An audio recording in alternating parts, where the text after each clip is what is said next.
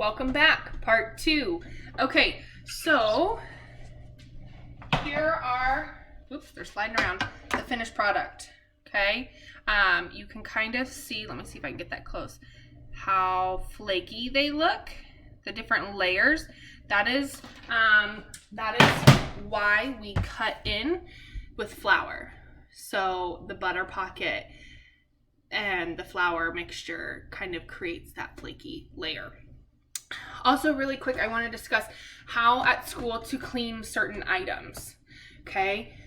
So at school, we do not want to completely immerse our rolling pins, okay? Your rolling pins need to be washed with warm soapy water, but you are just going to run them underneath here.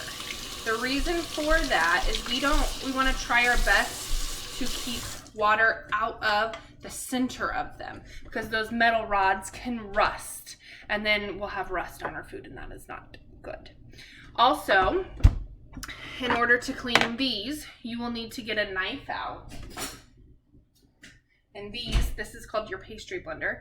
Get a knife out, take your washcloth, and you will run it between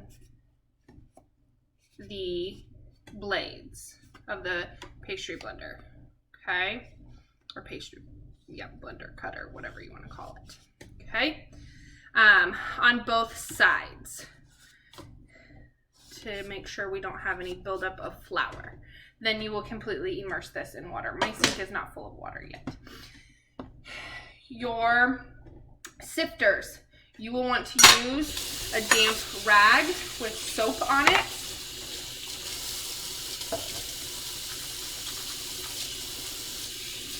These are items as well that can rust.